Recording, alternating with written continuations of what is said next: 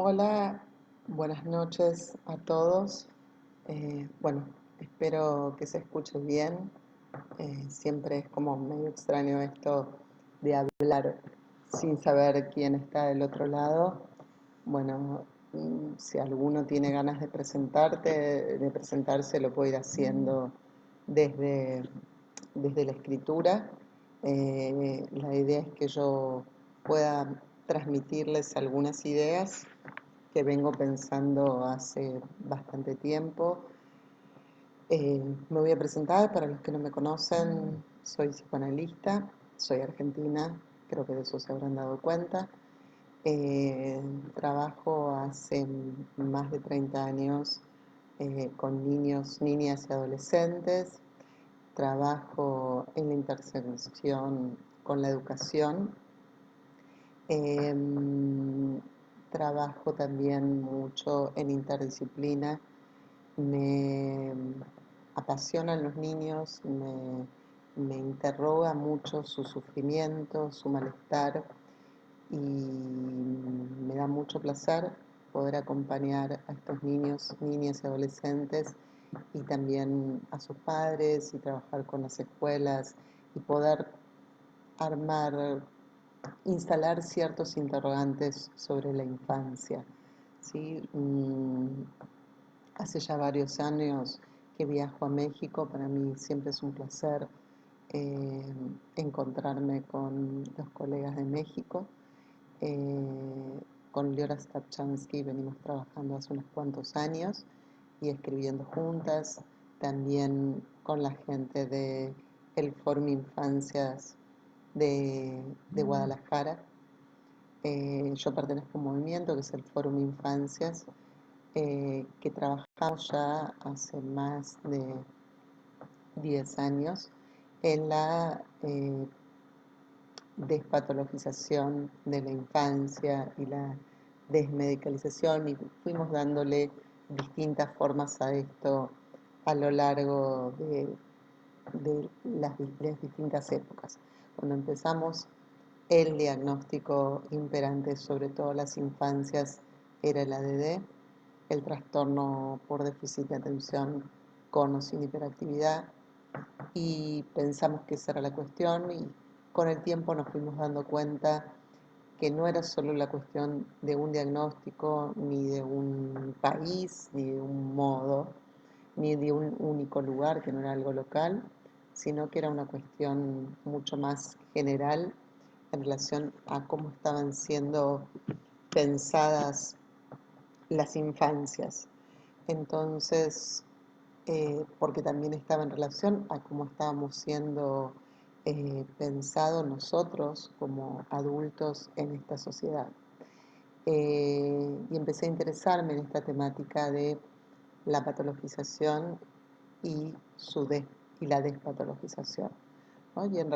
Entonces empezamos a ver alguna cuestión ligada a que no era solo con los niños, más allá de que yo me focalizo en los niños, las niñas y los adolescentes, porque mi mayor trabajo es con ellos, sino en relación con toda otra edad, con toda diferencia con la que nos encontramos, ¿no? Entonces, digo, desde ahí es que quiero pensar con ustedes algunas cuestiones.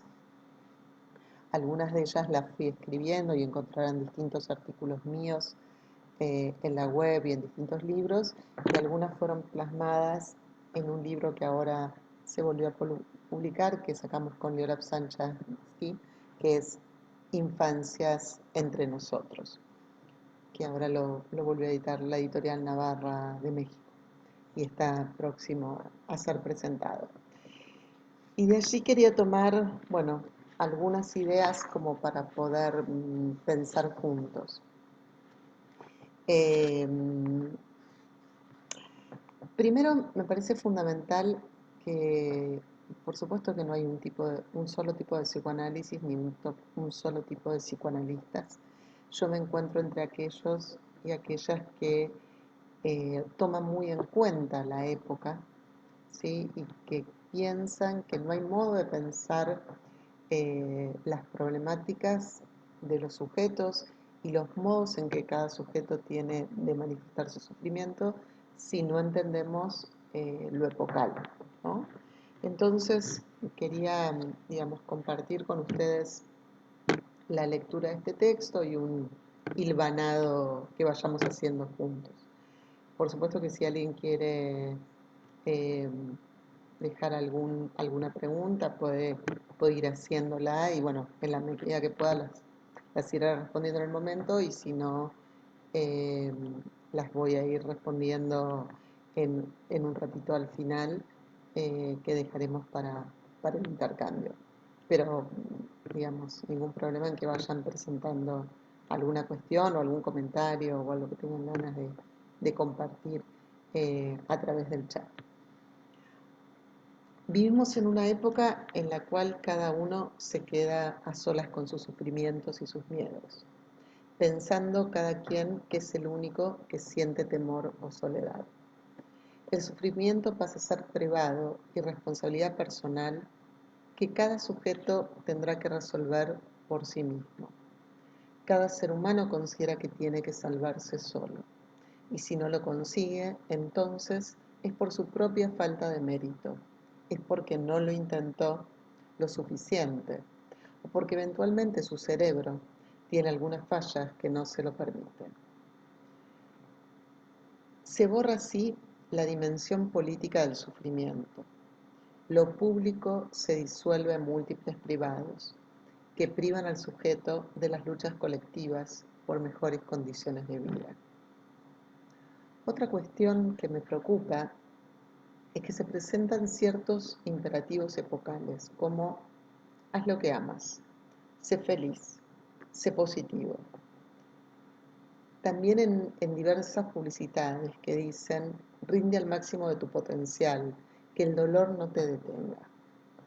Pensemos alguna de estas cuestiones. Por un lado, ¿quién discutiría con sé feliz o sé positivo? El problema no es esto, el problema es cuando esto se impone y no hay ninguna posibilidad de verse diferente, porque además en ese sentido las redes sociales nos devuelven una imagen de todos los otros, que parece que todos los otros lo están haciendo bien y lo están logrando, menos nosotros. Porque difícilmente alguien suba una foto o alguna situación en donde se lo vea mal. La mayoría de las personas ponen sus mejores fotos o inventan sus mejores fotos. ¿Sí? Entonces, digo, esto vuelve sobre cada sujeto que ve sus propias dificultades, sus propios malestares, pero les parece que está solo con eso, ¿no? Entonces, digo, aparece esto como un imperativo de época y donde no hay escapatoria. Eh, Entonces, esto genera un estado de impotencia y ansiedad que muchas veces deviene en profunda depresión, ya que no conseguirlo nos pone en evidencia nuestro propio fracaso y nunca revisa cuáles son las condiciones políticas y sociales de un sistema que claramente no tiene lugar para todos, ¿sí? Y hoy, en este momento, con toda la crisis mundial en relación al coronavirus, todo esto se exacerba más el individualismo, se exacerba más el sálvese quien pueda, se exacerba más la cuestión de que los países que no tienen apuesta a las políticas públicas en torno a salud, sobre todo, y educación, están muy complicados, ¿sí? Las personas están como desesperadas tratando de encontrar su propia salvación, ¿no? Sin entender que en realidad lo que tenemos que cuestionar es el sistema, un sistema que básicamente nos está todo el tiempo diciendo que nosotros podemos ser el próximo desecho. Me parece que es importante en este sentido, esto que decía, pensar la época y pensar cuáles son los efectos de esta época neoliberal en relación a nuestra propia subjetividad, pero sobre todo en mi caso que trabajo en relación a los niños, a las subjetividades de los niños que se constituyen no solo porque nosotros, lo que nosotros como otros les proveamos, sino que también se constituyen en relación a lo que escuchan de los otros sobre ellos, a las etiquetas diagnósticas que se les imponen y a muchos aspectos en los que quedan entramados y entrampados.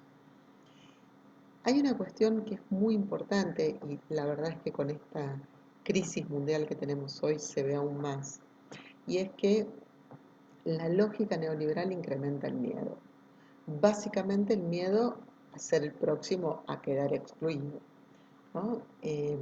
Byung-Chul Han, que es un filósofo coreano, que tiene muchos textos que piensan la época, no necesariamente coincido con todos, pero sí me parece importante, me parece que es un pensador que vale la pena tener en cuenta, habla de esta sociedad como la sociedad del rendimiento, ¿sí? Donde lo importante es estar todo el tiempo rindiendo, y rindiendo al máximo, y como decía antes, y que el dolor no nos detenga, ¿no? Entonces, y ahí para rendir al máximo, a veces parecería estar bien visto usar ciertos suplementos, como ciertas drogas legales o incluso las ilegales, pero que parecen como estar naturalizadas si se trata de rendir más, ¿no?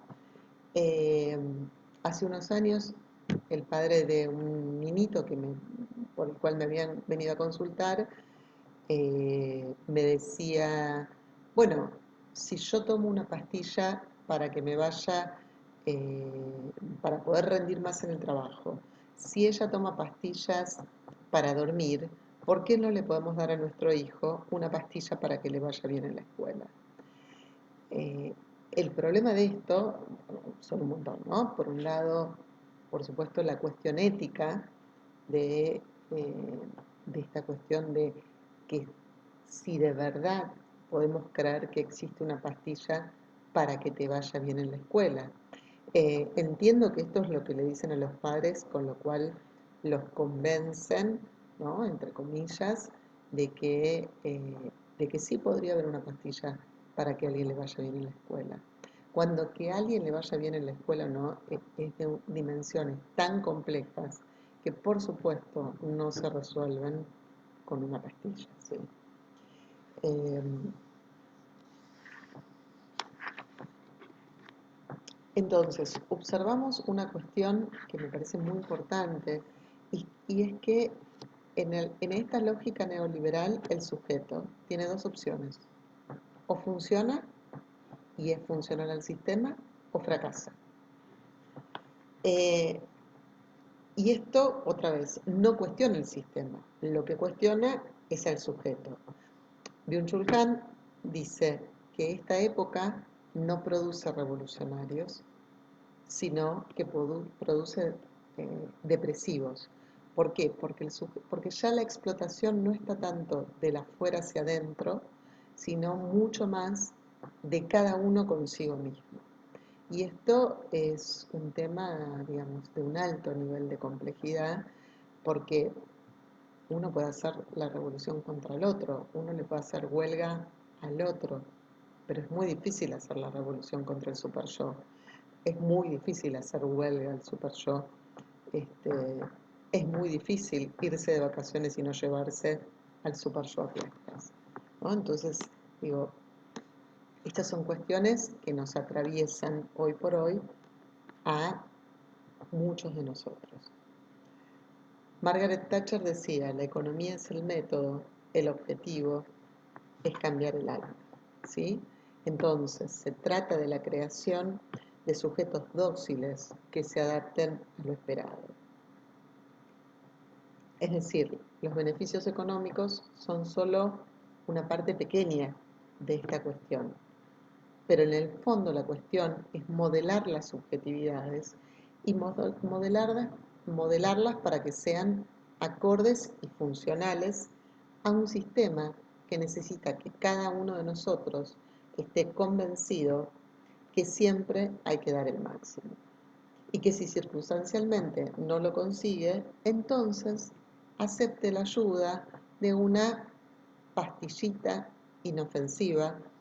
Y esto dicho en diminutivo porque parecería que si uno toma una pastillita o si uno le da al hijo o a la hija una pastillita, esto es como más inofensivo. Y es muy interesante porque muchos jóvenes eh, dicen que en realidad ellos se introdujeron en el camino de las drogas empezando por la Ritalina, porque la Ritalina suponían que era segura, ¿sí? Porque estaba recetada por un médico. Entonces, como estaba recetada por un médico, seguro que eso era seguro, ¿no? Entonces, es muy interesante en ese punto pensar cómo muchas veces le dicen a los padres que le den esta medicación al chico, al niño o a la niña, porque eso va a prevenir que incursionen las drogas. Es más, me han dicho alguna vez en México que le dicen a los padres que es una pastilla, que mejora el rendimiento escolar, que previene la drogadicción, que previene los accidentes, los accidentes, que previene los embarazos no deseados y, una vez me agregaron la última, en Guadalajara, que previene la homosexualidad, ¿no? Digo, no se podría prever algo que no es una enfermedad, pero además, o sea, eh, de verdad, detengámonos un segundo a pensar si creemos que podría ser posible que alguien, o sea, que desde una pastilla se pueda prevenir todo eso en un adolescente. Por supuesto que si yo como mamá voy al médico y el médico me dice esto y le digo que se le inyecte endovenoso desde el principio al fin de la adolescencia, ¿sí? El asunto es que no es creíble, o, no, o desde mi perspectiva no podría ser creíble esto, ¿no? Y es muy interesante un cambio que se dio en relación a la clínica. Bueno, yo empecé ya hace muchos años y antes, pero no hace tanto tiempo antes, hace algunos años antes, la idea de que te den un diagnóstico psiquiátrico era algo muy temido. Y si era para los niños, mucho más aún. Hoy, por cómo están armados los sistemas de salud en muchas partes del mundo, eh, no, eh, lo que termina pasando es que son necesarios los diagnósticos para que, sobre todo con los niños, se puedan acceder a los tratamientos que los niños necesitan porque están sufriendo por determinadas cuestiones y los manifiestan de determinada manera, porque, a ver, si bien yo cuestiono cierto tipo de etiquetamientos de la infancia, con esto no estoy desconociendo que haya muchas situaciones eh, que merecen eh, ser atendidas, ¿sí? Por supuesto que las hay. Entonces, lo que vemos, el asunto es que para atender esas situaciones, creo yo que no necesariamente esos niños deberían portar un diagnóstico psiquiátrico que además pongo en cuestión muchos de cómo están realizados esos diagnósticos, ¿no? Eh, y lo que vemos entonces hoy es que muchas veces los diagnósticos son exigidos por los padres y muchas están exigidos por los padres porque a su vez las escuelas les exigen los diagnósticos para empezar a generar las estrategias que habría que generar porque este niño o esta niña necesitan ayuda y no porque sean portadores de un diagnóstico. Espero que esto se entienda y esté claro. Eh, y si no, bueno, obviamente pregúntenlo. Me gustaría ahora, habiendo hecho esta como pantallazo general de esta cuestión, pensar en algo relacionado a los tiempos de la infancia, ¿sí? Por un lado, entender que no es que siempre existió el concepto de infancia, ¿sí? Como algo específico, que esto tiene una historia en su construcción que viene, Philippe Ariès la desarrolla, ¿sí? Que viene del siglo XVII, cuando surgen la familia como esa institución que se ocupa de las relaciones afectivas y se ocupa de la educación de sus niños. Y ahí empieza a aparecer con mucha más fuerza la institución escolar que digamos, surge con mayor fuerza aún como modelo al que conocemos actualmente, eh, con, con la revolución industrial, ¿sí? Y con la necesidad además de que los niños estén en un lugar mientras los adultos trabajan. El tema es que lo que empezó haciendo algunas horitas, hoy es cada vez más horas y más horas y más horas. Es decir, los niños pasan en las escuelas cada vez más horas en la mayoría de los países porque no hay adultos que dentro de las familias o las redes que los puedan cuidar, porque la mayoría de los adultos están trabajando, porque no pueden dejar de hacerlo. Algunos será porque quieren, pero la gran mayoría porque no pueden dejar de hacerlo, porque si no, no tendrían cómo subsistir. François Dolto habla de las personas en estado de infancia. Me gusta pensar esta idea de estado de infancia como algo que va modificándose, pero que a su vez tiene una relación con el tiempo, ¿no? Ahora, eh, quisiera, digamos, pensar junto a ustedes cómo atraviesa a los niños y a las niñas actuales estos modos de pensar las infancias, por un lado, esta situación de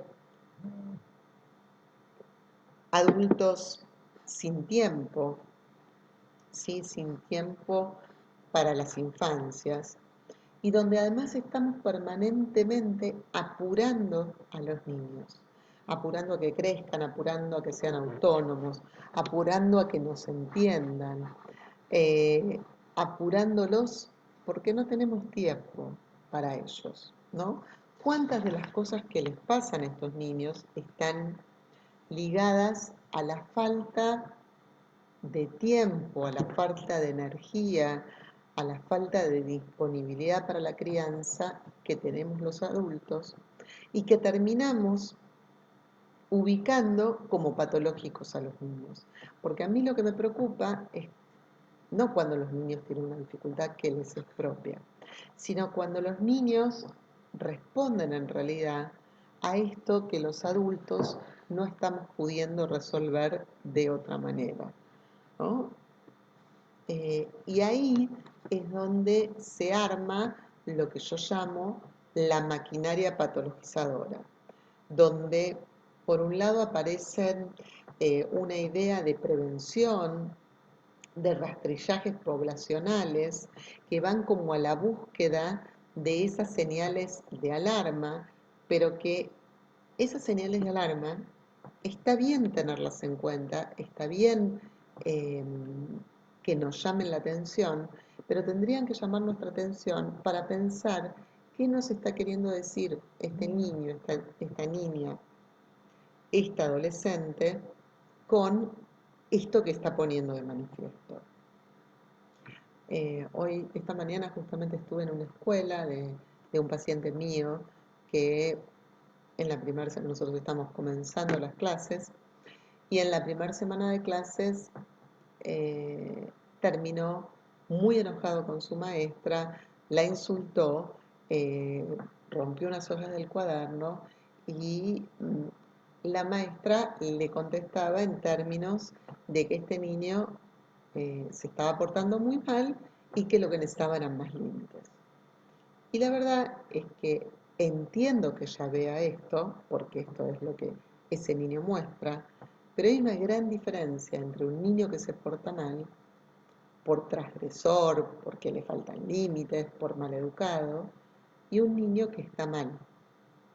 En este caso, este niño es un niño que está angustiado, ¿sí? Y el modo que dan a ver muchos niños angustiados es el portarse mal en la escuela. ¿Por qué? Porque cuando un niño se porta mal en la escuela, es lo que yo llamo los síntomas públicos, porque en realidad de algún modo aseguran público. Primero porque se dan a ver ante un público, segundo porque se supone que la escuela va a tomar cartas en el asunto, va a hacer algo al respecto, va a convocar a los padres, va a pedir ayuda, llegado el caso. El asunto ahí es qué tipo de ayudas va a recibir ese niño, ¿sí? Si lo van a poder escuchar y van a poder dimensionar su sufrimiento o lo van a dejar a solas con su sufrimiento y su malestar y lo van a duplicar porque el niño está mal y se porta mal y está mal y se porta mal y le pone una mala nota y le pone una mala nota y entonces los padres lo sancionan y sin entender que lo que le pasa a ese niño es que está mal o está angustiado, porque obviamente que, a ver, un niño angustiado conmueve a cualquier adulto, pero si ese niño angustiado está solito, hecho un ovillo, llorando en un rincón o pide ayuda. Ahora, el niño que empieza las patadas, a los gritos, a los insultos y pone como en jaque al docente, porque además lo enfrenta a su propia impotencia, no suele recibir amorosidad y no suele recibir un adulto que le diga, sí, vení, mi amor, yo te entiendo, estoy para ayudarte. Entonces, digo, estas cuestiones son las que tenemos que empezar como a, a destrabar, a desandar, a desarmar, para poder justamente despatologizar la otredad, para despatologizar las diferencias, para despatologizar las infancias.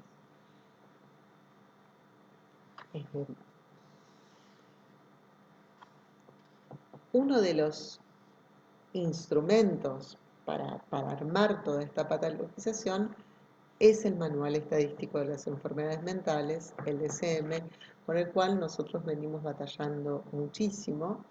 Ya veníamos batallando cuando teníamos el DSM-4, pero cuando empezamos a ver los borradores del DSM-5, yo dije, vamos a terminar armando un grupo que se llame Cómo extrañamos al DSM-4, ¿sí? Porque el DSM-5 empeoró muchísimo la situación de cómo se piensa la salud mental, al punto tal que llegamos a una situación donde el propio Instituto de, de Salud Mental en Estados Unidos terminó diciendo que el DSM era poco serio porque con los criterios, sobre todo los DSM-5, más de la mitad de la población cumplía con criterios para supuesta enfermedad mental.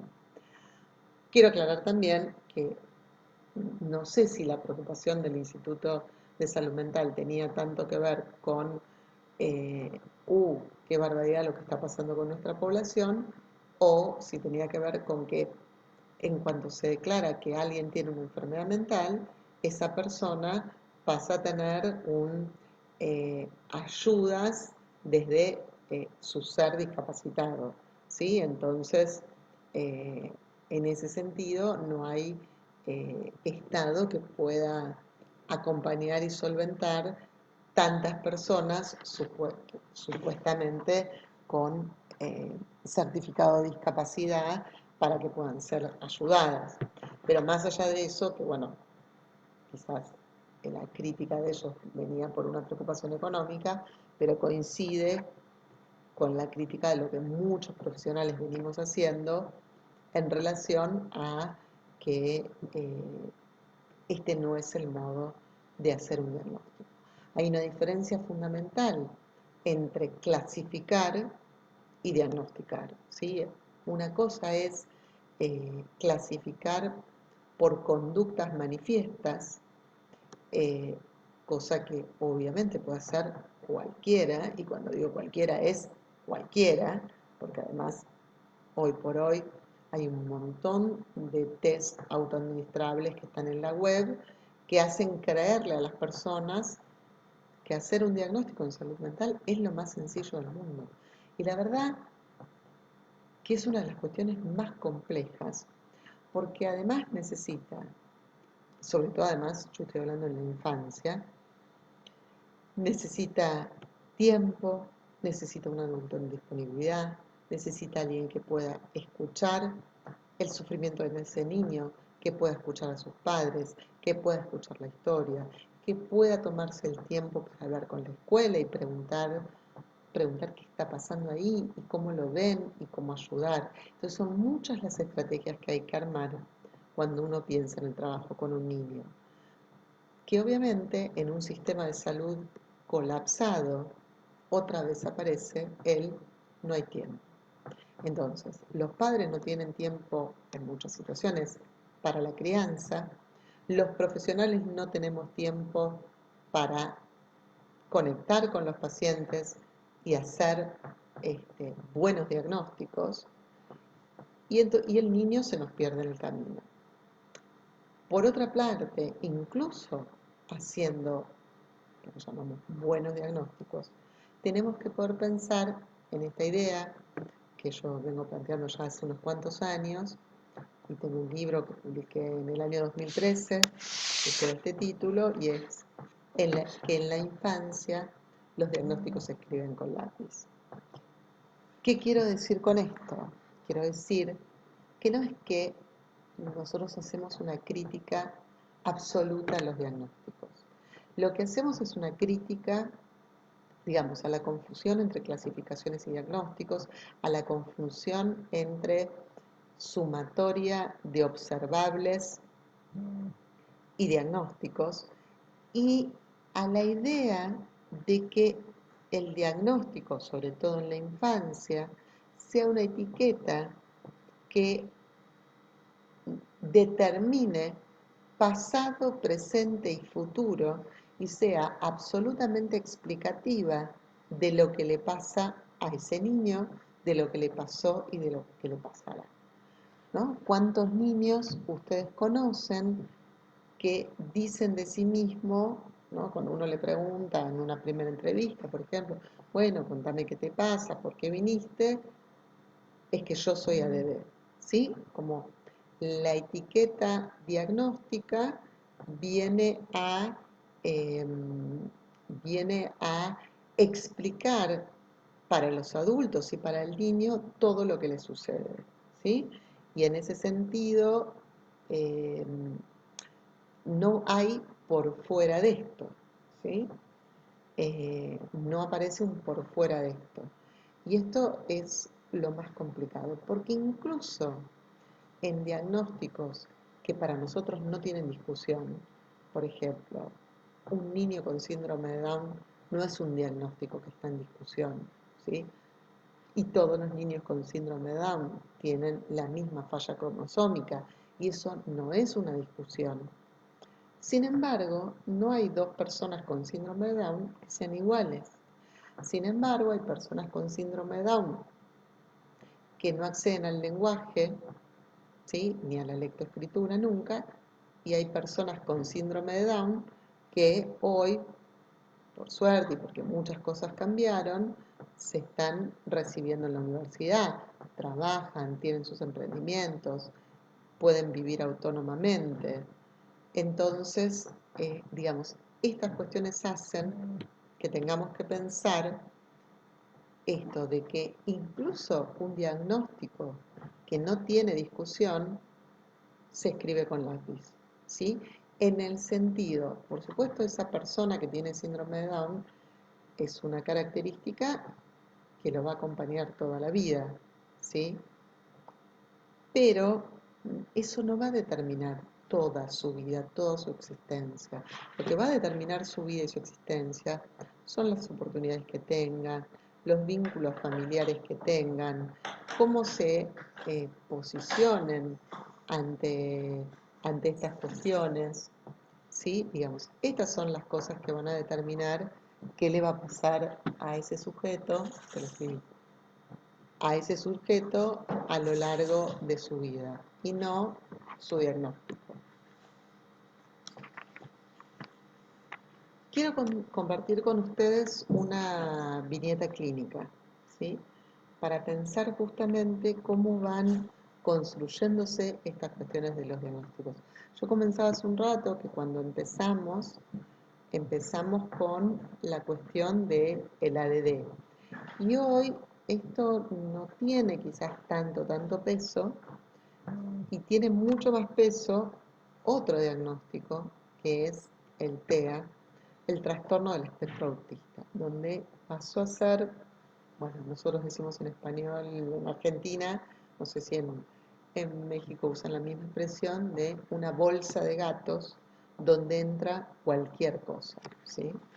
Entonces, lo que en su momento fue y comenzó con el ADD, hoy es el TEA, que obviamente es mucho más complejo aún, y no porque no haya, y es cierto que hay un crecimiento exponencial de niños con diagnóstico de TEA,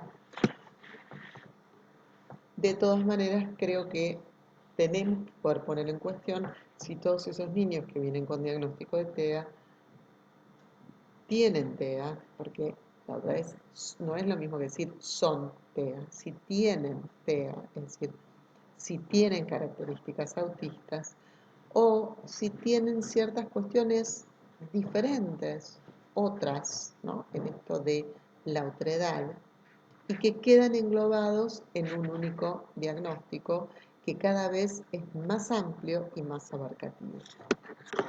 Entonces quería compartir con ustedes una viñeta.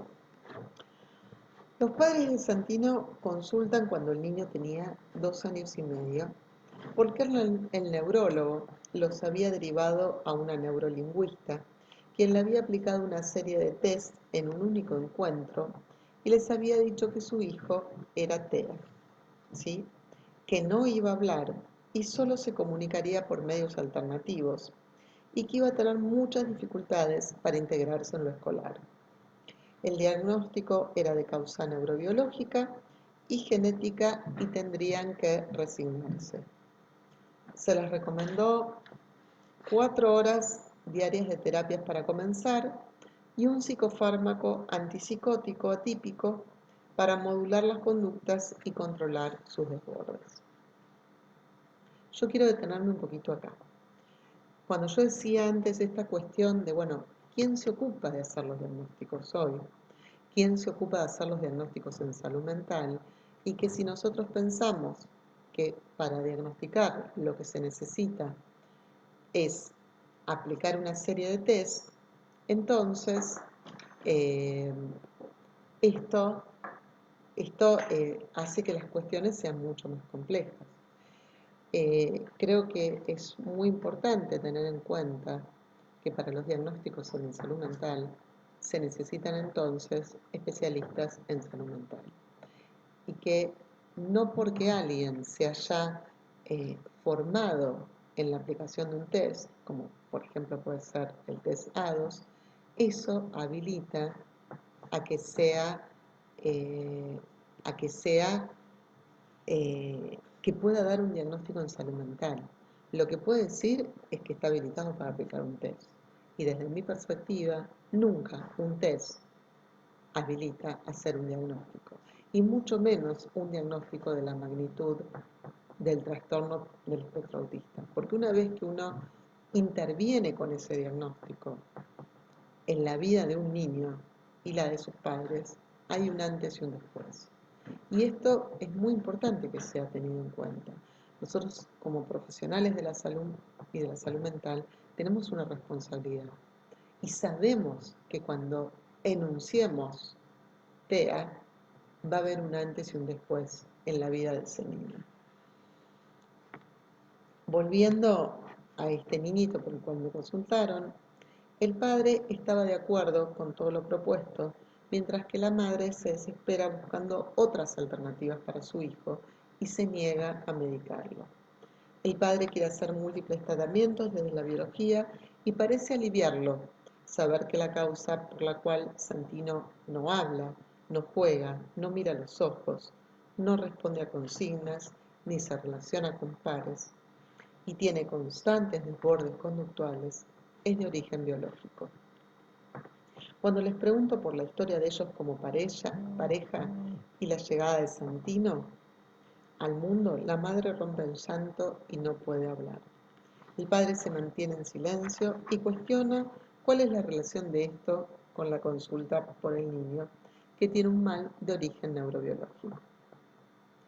Decido citar a la madre a una entrevista solas y allí puede relatar por primera vez las escenas de violencia vividas con el padre del niño, desde el embarazo hasta la actualidad, sus miedos, sus angustias y sus dificultades para conectarse con este hijo varón que es tan parecido a su papá y con el que ella definitivamente tiene mucho miedo. O sea, tiene mucho miedo de su marido y proyecta mucho de ese marido en este hijo,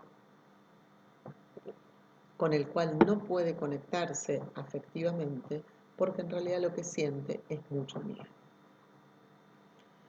Habían pasado ya por varios profesionales, en ningún momento nadie le había dado espacio para hablar a esta mamá de lo que estaba sucediendo y ella no encontraba tampoco cómo hacerlo. Decidí trabajar por cierto tiempo en entrevistas con la madre para luego poder derivarla a un especialista en cuestiones de violencia familiar. Mientras tanto, armé una estrategia terapéutica con el niño y sus padres en entrevistas vinculares.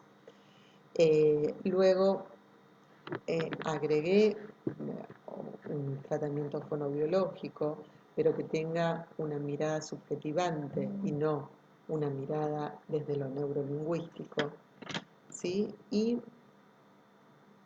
trabajamos con la escuela y de a poco se fueron produciendo muchos cambios en Santino. Un día, ya había pasado mucho tiempo, yo empecé a atenderlo a Santino cuando tenía 2 años y en ese momento ya tenía 8 años y estábamos en la sesión jugando con una casita plegable y él dice que esa casita es una fortaleza. Me encierra adentro, me hace cerrar los ojos y me llena de muñecos hasta ahogarme. Y le digo que es muy difícil jugar si no puedo confiar en él. Y entonces me permite salir de allí. Luego él se encierra en esa casita y yo pongo un muñeco de peluche muy grande que tengo de Winnie Pooh, de custodio. Y Santino se achica, se hace un ovillo, se esconde y yo le hablo a Winnie Pooh, y le digo, ¿hay alguien en esa fortaleza? Santino entonces responde con voz de Winnie Pooh y me dice, no, la fortaleza está vacía. Por supuesto que Santino no había leído a Bruno Bettelheim, ¿sí? Pero bueno, se ve que razonaba. Le contesto yo, no está vacía, hay un niño encerrado allí hace mucho tiempo. Santi, siendo Winnie, dice, no lo vi. Y yo le digo, está allí en el fondo, hace mucho tiempo, estoy segura. Santino, haciendo voz de Winnie, dice, se quedó ahí cuando era chiquito y tenía mucho miedo porque sus papás discutían mucho. Contesto, ahora ese nene puede hablar, decir lo que le pasa, lo que lo asusta. Y ahí Santino sale de la fortaleza, que por supuesto no estaba vacía y nunca lo estuvo, ¿sí? Y se pone a pintar. ¿Sí? Fíjense qué distinto, ¿no? Es la situación cuando tenemos la posibilidad de pensar a un niño en su subjetividad, ir acompañándolo, acompañando a sus padres, que cuando entramos desde el lugar de eh, este niño es un autista y lo único que tengo que hacer es modificar sus conductas, ¿sí? Para que sea lo menos autista posible. Con lo cual, muchas veces, eso que parece agresividad del lado del niño, en realidad es una respuesta sana a una intromisión sobre el otro, a una intromisión absolutamente hostil sobre el otro. Nos quedan los últimos 15 minutos. Yo voy a terminar en unos minutitos, pero ustedes vayan pensando si tienen alguna pregunta y quieren ir escribiéndola, porque como hay cierto delay entre que yo hablo y ustedes escuchan y luego escriben, bueno, para que no se nos produzca un vacío, si ustedes quieren ir escribiendo alguna pregunta, algún comentario, para que cuando yo termine los próximos minutos pueda ir tomando algunas de estas cuestiones. Entonces, una de las cuestiones que a mí me preocupa muchísimo tiene que ver con esto, de cómo en los últimos años las diferencias se han transformado en anormalidades, en déficit, y en déficit que hay que erradicar, ¿sí? Y esto es absolutamente diferente de encontrarnos con los malestares del otro y ponernos en sintonía con él y darles un espacio lúdico, y darles un espacio del encuentro a través del juego y a través de que el niño y la niña sientan que uno no entra para modificarlos. Porque no es cierto que se modifica la conducta o se extingue la conducta disruptiva, ¿sí? Cuando se intenta extinguir la conducta disruptiva, lo que se extingue es el sujeto. Fundamentalmente el que se extingue es el sujeto. Y esto es lo más complejo en esta cuestión, ¿sí? Por eso para nosotros es tan importante esta cuestión de poder tomar en cuenta la otredad, poder tomar en cuenta al otro en sus diferencias, ni minimizar su padecer, ni magnificar la etiqueta, ¿sí? Encontrar un espacio donde nos podamos encontrar con ese otro, ¿sí? Para eso, digamos, hay muchas operaciones que tenemos que hacer, no solo desde la clínica, sino también desde la educación, desde el encuentro con, con la subjetividad del otro, ¿no? Precisamos reconstruir, esto es la última idea que quería transmitirles, ¿no? Precisamos reconstruir el nos-otros, repensando cuánto hay de mí en el otro y de los otros en mí, retejiendo redes, rearmando tramas de sostén y confianza, ya que sin confianza no hay pacto posible. Necesitamos construir espacios de resistencia a los arrasamientos subjetivos, alojando a los niños y niñas en sus diferencias, luchando contra lo inexorable.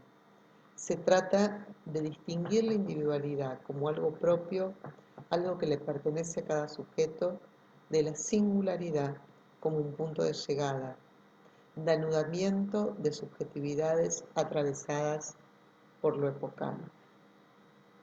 Podemos plantear las infancias como devenires abiertos, si logramos corrernos de las etiquetas diagnósticas y nos dejamos sorprender a partir de las apuestas subjetivantes. Bueno, hasta acá con lo que les quería transmitir. Por ahora no apareció ninguna pregunta, pero si hay alguna pregunta, bueno, los espero sus comentarios o alguna cuestión que quieran, digamos, comentar. Mientras tanto, bueno, les cuento que hay distintas maneras en las que nos podemos seguir contactando y seguir leyendo. Por un lado, hay un curso online que hacemos desde el Fórum Infancias y, y Flaxo, Flaxo Virtual, que se llama Despatologizando diferencias en la clínica y la educación. Por otro lado, y bueno, pueden entrar a la página web del Fórum Infancias, que se llama, que es, bueno, foruminfancias.com.ar, y ahí van a encontrar tanto, tanto la posibilidad de información sobre el curso Despatologizando diferencias en la clínica y la educación, como otro que es absolutamente online, como otro curso que vamos a dar que es bimestral, y que también tiene la posibilidad de ser hecho online desde el Fórum Infancias, y va a abordarse temáticas ligadas a la adolescencia, al autismo, al encuentro con la educación, a la temática y a otras cuestiones. Y también les quería contar que hay un diplomado que se va a hacer en la ciudad de Querétaro, en el que estoy gratamente invitada en agosto, que se llama Infancia y Porvenir, y pueden, bueno, encontrar la información en, en mi web, en mi página de Facebook, eh, para la inscripción. Eh, bueno, me están por mandar algunas preguntas, pero yo, quizás porque, bueno, no me di cuenta de bajar el, ok. Bueno, a ver, voy a ver acá que me las están mandando. Están apareciendo. Elizabeth Patricia Nietzsche dice, respecto a las evaluaciones o valoraciones que demandan las maestras y escuelas, como buscando un diagnóstico o una etiqueta que realmente desconozco por qué la solicito. Si desde la práctica psicoterapéutica sabemos que son más factores que solo diagnosticar al menor, ¿cómo responde a esta demanda? ¿Qué le sugiere a las maestras? Gracias, muy interesante tema. Eh, ¿Leo alguna más? Eh, Sobre los casos donde los padres insisten en estar presentes durante el trabajo con los niños. ¿Cómo hacer frente a la demanda de los padres versus el descolocarse como una extensión de ellos para el infante? A ver, como son dos preguntas bien distintas y bien interesantes las dos, vamos voy a tomar primero una y después la otra, ¿sí? Em, con respecto al tema de la escuela, o sea, eh, primero trato de, a ver, trato de trabajar con las escuelas, ¿sí? Trato de trabajar con las escuelas porque para desarmar muchas veces esto de que la escuela espera el diagnóstico para intervenir con el niño, ¿sí? Y donde en realidad creo que la escuela lo que necesita no es un diagnóstico, lo que la escuela necesita son ayudarla a pensar estrategias de cómo acompañar a este niño, a esta niña, ¿no? Entonces, digo, me parece que esta es una diferencia importante. Y desde ahí trato de sentarme a pensar con las maestras diversas estrategias de abordaje con estos niños. La otra pregunta en relación al tema de los padres es que yo en realidad muchas veces tomo el trabajo con los niños como un trabajo vincular, ¿sí? Sobre todo además si los niños son muy pequeños, como por ejemplo fue el caso de Santino cuando empezó, ¿sí? Yo empiezo, digamos, nunca dejaría a los padres presentes como observadores, ¿sí? Si los padres entran a sesión, entonces nos ponemos a trabajar todos en conjunto. son parte del trabajo que yo haga con ellos y del trabajo que en donde ponga a jugar lo vincular. Entonces, en ese sentido, yo, dependiendo la situación, trabajo con el niño, trabajo con el niño y los padres, trabajo con los padres, trabajo con las escuelas, trabajo con los padres, las escuelas, el niño, otros profesionales que llegan a la consulta, ¿sí? Hay una pregunta que aparecía también, es cómo se observa en la clínica la angustia diferenciada de la falta de límites. ¿Sí? Yo tengo una idea que tiene que ver con que em, hay muchos de los niños que nos llegan hoy a la consulta son niños que están desbordados, pero el desborde como una idea de un borde que no los contiene, porque no hay un adulto que sostenga en ese borde. Y no es una cuestión de límites en relación a la normativa, es algo mucho más primario en la constitución de ese sujeto.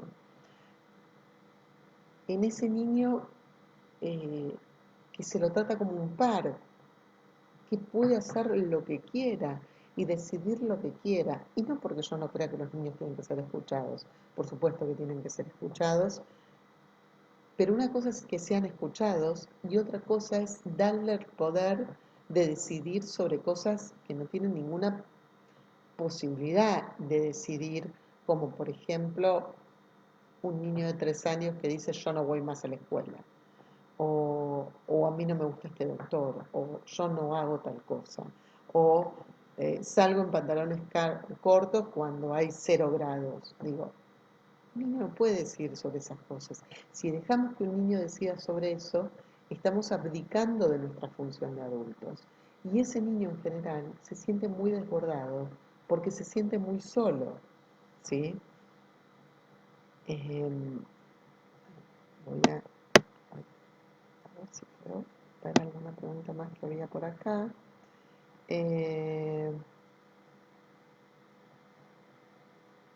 mm, ok. Hay una pregunta sobre el tema de la educación socioemocional que hoy los programas de estudio abordan para educar al sujeto emocionalmente. A ver, es un problema, ustedes están más cerca de Estados Unidos y les vienen más directos los empaquetados estos y los enlatados de estos programas, ¿no?, que nos quieren como vender. A ver, a mí me parece que está muy bien que las escuelas incluyan el trabajo con las emociones. Lo que creo es que no hay paquetes de educación socioemocional, ¿sí? Creo que el punto tiene que ver con entender que del otro lado tenemos un sujeto, y un sujeto al que le pasan cosas, y un sujeto que está sufriendo, y un sujeto que no encuentra los modos de transmitir su malestar o de pedir ayuda, y que pide ayuda de las maneras que puede, ¿sí?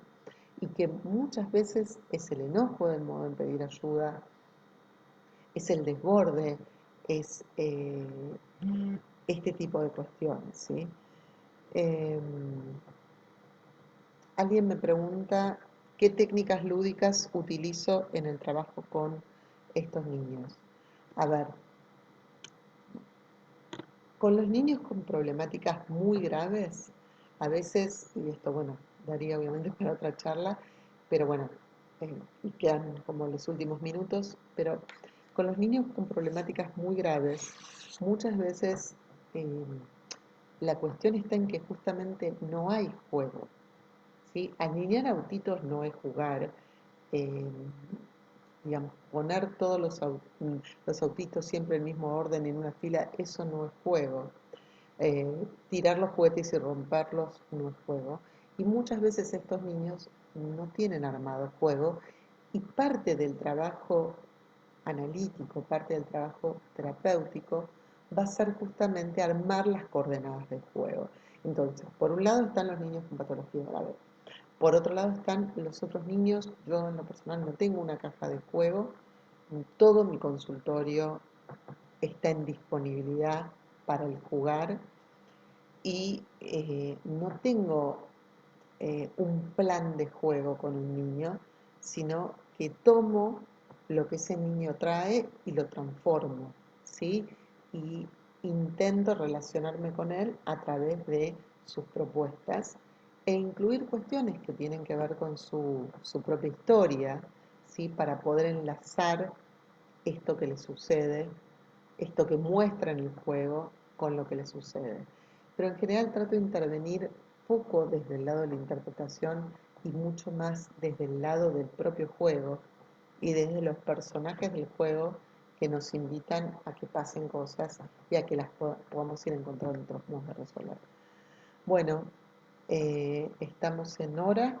Yo les agradezco muchísimo la presencia de ustedes, las preguntas, los intercambios y bueno, para todos los que quieran y lo deseen, están abiertos los canales de contacto, me pueden contactar a través de mi página de Facebook, pueden ver cuestiones de los distintos cursos, tanto los online como presenciales, con el diplomado que empieza próximamente en Yoica. Bueno, muchas gracias a todos y me despido de ustedes.